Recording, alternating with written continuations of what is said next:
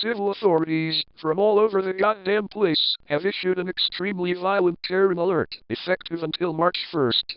There are reports of an army of 30 to 60-year-old women with very shitty haircuts have become extremely violent and have overtaken state capitals.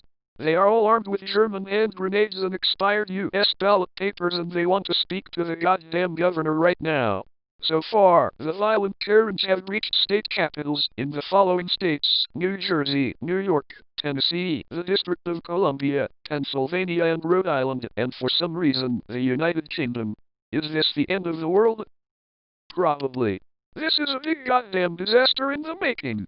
It even has people like YouTube Gamer Crazy for games saying, "Oh, that was a grenade! That's a grenade! Fuck!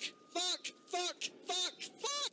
So far, there are senators pretending to be the governor and are asking the Karens to leave the capital for violating the state capital's no weapons allowed policy, but so far it ain't fucking working. What's that?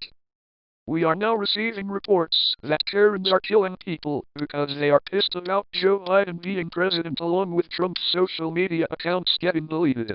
The Karens are also walking naked into the middle of the streets and are yelling at drivers to slow down while carelessly throwing German hand grenades in random directions. LOL. Anyways, as I was saying, wait a second, why am I hearing footsteps?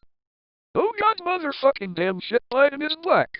An entire army of Karens have entered the EAS headquarters. No! Do not shove that handheld grenade up my ass.